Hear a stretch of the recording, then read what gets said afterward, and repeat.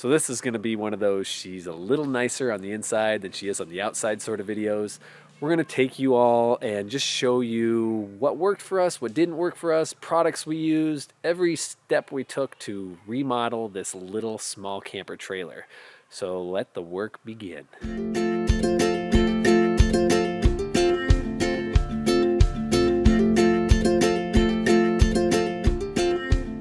All right, this is ground zero. Let's do this.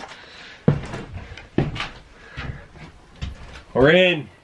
Let's get started. All right, getting us some lights. Turning on the power. There we go.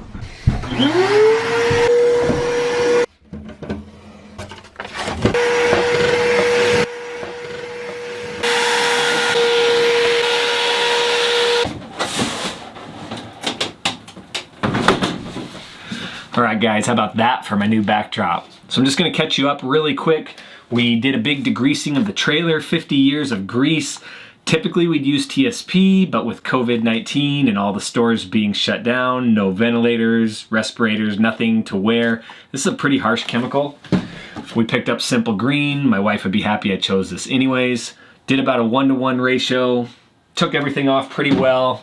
We only had 120 grit sandpaper, which I think was a little rough. There's a few scratches here and there. But if you're painting your camper, it should be fine. If you were going to stain it, I would use something much more fine grained.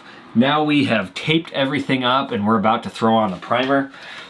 For something like this, I would use a strong adhesive primer like Gripper. Gripper says on here we don't even need to sand this. I may have just wasted my effort, but I just wanted to be extra safe about this. We've used Gripper on everything, on metal, on linoleum. So we're gonna get into this quick. I'm gonna show you it and I'm not gonna drag it out. We're gonna boom, boom, boom each section of the trailer till it's completed.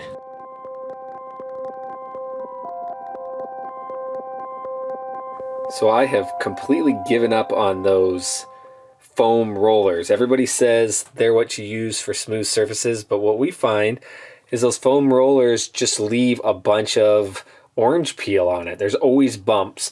So we use these more, this is called an ultra smooth finish. It's got a nap on it. Whiz applicators, so it's kind of like the foam ones, but again, it's kind of furry. Wooster Pros, and then this new guy, the heads are always sticking on these things. So this has a nice head with a bearing in there that spins so you get a smooth application. So we are just at the threshold for doing this. You have to have it at 35 degrees Fahrenheit. We're at a low of 38 and a high of 40 or 41 today. So it's gonna take quite some stirring to get this warmed up and ready to go. The most annoying section, done above the bunk. And you're gonna go like this. You're gonna go this way. Fun, huh? Looks like we're ready for the paint. Got a little heater in here to get it up to the right temperature. It's Alaska and we still are in the 40s. But it should be good if I keep this going all day.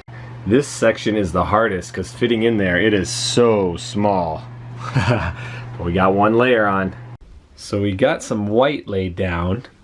Most people put white on a small camper trailer like this, but in our opinion, we think it cheapens it a little bit. So our goal is to keep the cabinets white and then make the walls a light gray. It just gives it a more rich look. It still looks very airy, just like white. Remove the painter's tape. We use frog tape, a little more expensive, but man, this stuff sticks down, gives you pretty clean edges. So we're just gonna pull up this tarp, get in there, pull out the couch cushions, measure them, go get some fabric today, and get them good as new.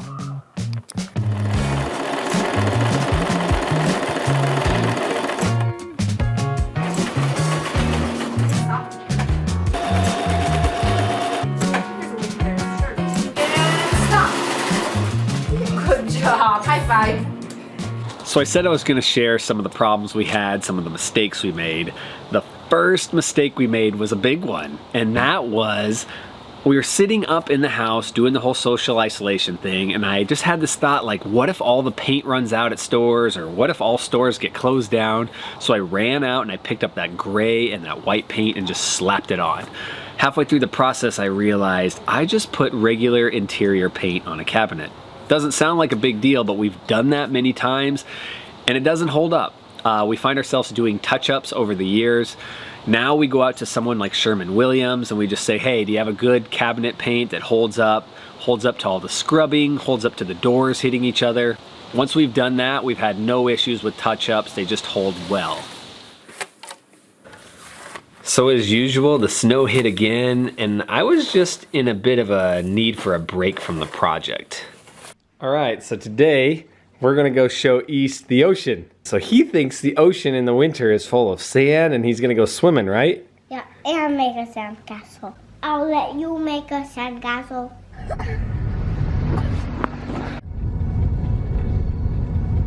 And you want your boots and socks off for the sand? Yeah, to go barefooting. All right, let's go barefoot out there.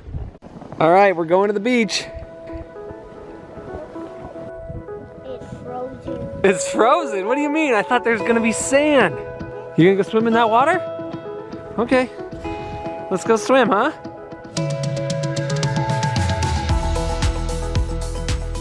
Time for the cabinets. So just pulling out the 220 grit sandpaper, just gonna put a rough edge on here so we can get that gripper primer to stick. Been doing a lot already, here we go. Really hard to shoot and do this all at the same time. Time for the cabinet primer. Again, we're using gripper on these cabinets, the cabinet doors. Just running the brush to get in this tough edge and then rolling the rest of it out to match the rest of the finish inside the camper.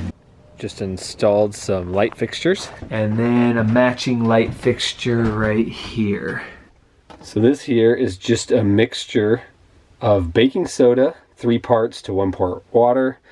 We're gonna throw it here on this old rusted out stovetop and see if we can make any headway, but I don't know. There's a lot of pitting here. So I don't know if I can make any. If this doesn't work, I think I'll try some WD-40 and then maybe like some Barkeeper's Friend. I'm not sure. We'll just keep trying. See this beautiful towel behind me? It took a lot of work. It's actually just the sticky vinyl that you just peel off and put on. It turned out really nice, but it was a really hard project. I think it would have been equally as hard if Drew had done tile and grout. Lessons learned: if you are to do the sticky vinyls like we did, I would order way extra because we ended up having to cut off a lot. That's what the directions say. So when you get your sample, you have to cut off a big chunk before you can start. I don't know why the directions say that. I didn't do the project, you can ask Drew. But every time he would stick it on to try to readjust, it would end up ripping because it was so sticky. He would rip off chunks of it. And so we don't want to drag this company's name through the mud because maybe we didn't do it quite right, or maybe we just had not the best area to do our backsplash. But it's one of the best sellers on Amazon. You can easily find this on Amazon. Mistake number 2. Now I know earlier we said paint it gray, the walls, and do a white cabinet because you'll get a good contrast and it looks good. Yeah, it looks good, but I would say it caused me an extra day of just cutting in with the paintbrush and then taping off spots because you had to always have that separation of the colors. If I would have just chose a white to do the entire thing, there would have been no cut-ins, there would have been very limited taping, and if I would have chose the cabinet white, now we have the strength of a cabinet paint throughout the entire interior. I mean, this is a trailer. Yes, it would look better with gray and white, but our family's gonna be running and playing in this, and I think I'd rather have something that withstands the test of time.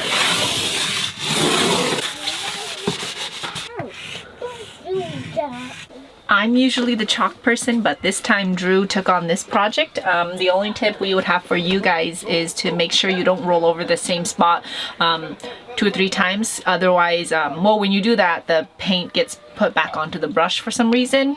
It makes it kind of hard, but it comes out in the second coat, so you'll be okay in the end. So my husband Drew is super sweet, and he bought this trailer for me. Every single thing here that you see was done by Drew 100%. I didn't do anything, so I'm gonna come back through at the end to just kind of do the finishing touches because it's my trailer. This countertop is going to get a facelift. We need some command hooks to hang some maybe mittens and stuff, towels. Oh, that table needs redone.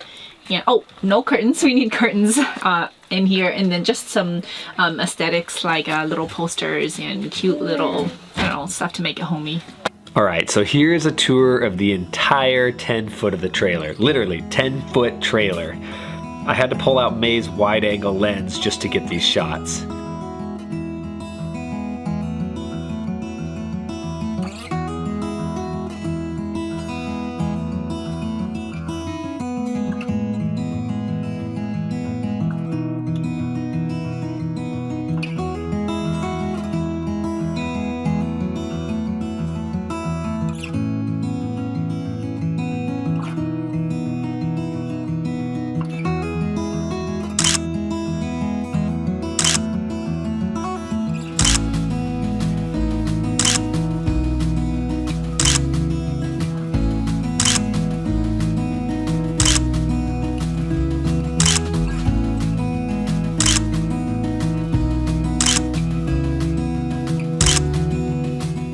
So if you guys want to remodel a trailer similar to this one, we have a video right here that's about a walkthrough of a used camper trailer, just helping you find things that are wrong with it so you don't invest in a money pit.